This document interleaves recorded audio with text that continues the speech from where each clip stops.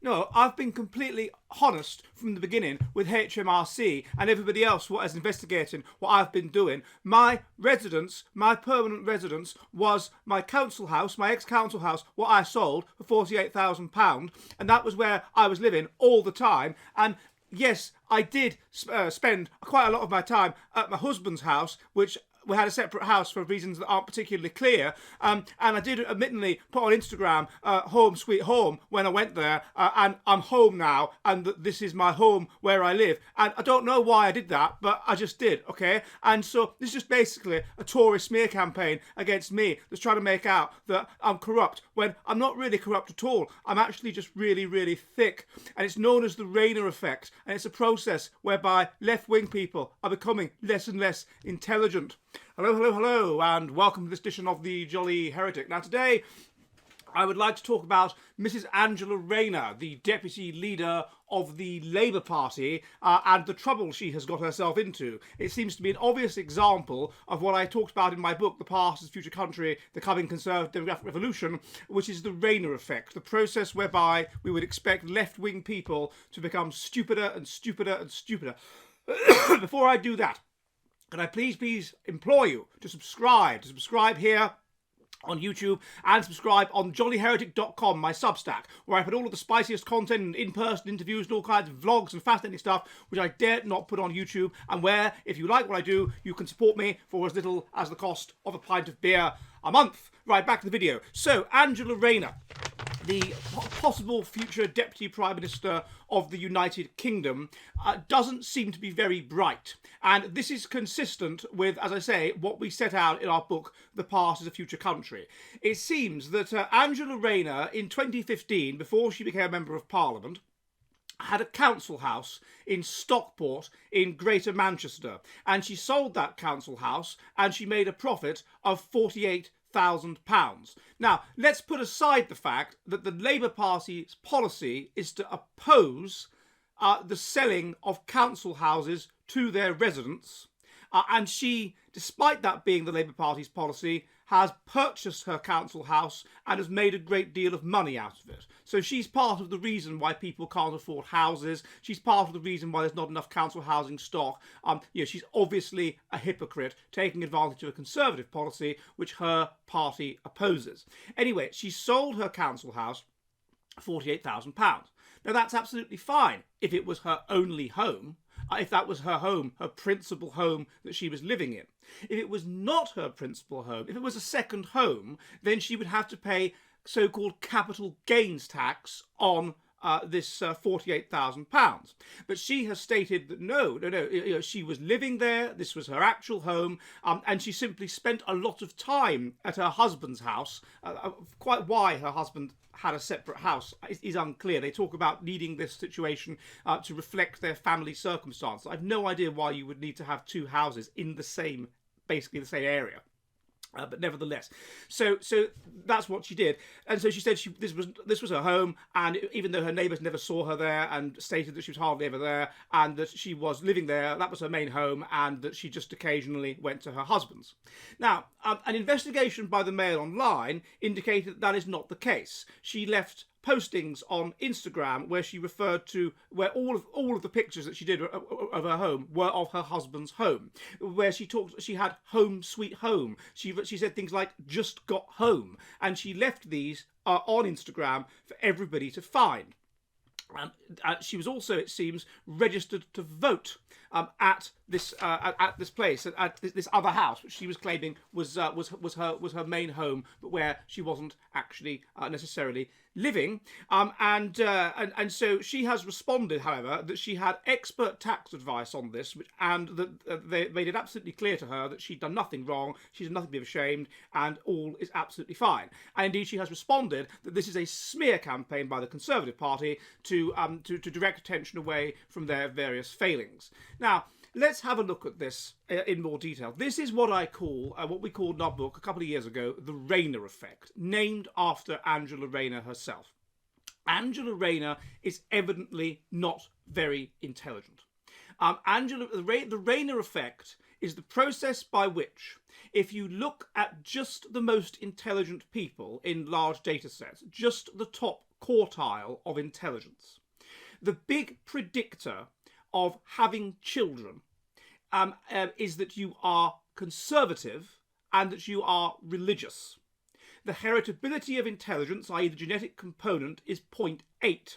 And the heritability of religiosity and of political viewpoint is somewhere around 0.6 and 0.7. So these things are highly genetic. The big predictor of sterility, that is to say of not having children or of not having many children among the top quartile, i.e. among the more intelligent, is liberalism and atheism. And again, heritability is high. So what this means is that we would expect both the conservatives and the liberals to become stupider over time, because there is a negative correlation between how many children you have and intelligence. But the liberals would become, the left-wing people would become stupider more quickly. So we would expect those on the left of politics, in relation to those on the right of politics, among the more intelligent, because let's face it, it tends to be overall the relatively more intelligent that go into politics, to become stupider and stupider and stupider and stupider. And hence we call this the Rayner effect, because Rayner is an example of a very stupid left-wing politician. Now, some people would say, oh, it's that she's got this gobby northern accent, it's her accent that's doing most of the work to make her look stupid. I don't think that's the case at all. I think if you actually look at her life and her behaviour patterns, it's quite clear. This is a woman who was born into poverty and whose mother couldn't read. Socioeconomic status into which you're born correlates with intelligence. This is a woman who dropped out of school at 16 with no qualifications. Having no qualifications correlates with it negatively, of course, with intelligence. This is a woman who had a baby already at 16. Having an illegitimate child and having a child that young correlates with low intelligence. So I say on that basis alone, she is not particularly bright. If you then look at what she's actually done, it's living in the now, not thinking about the future. And this is a correlate of low intelligence. People that have low IQ live in the now. She has put all this stuff on Instagram about how where she is with her husband is her home.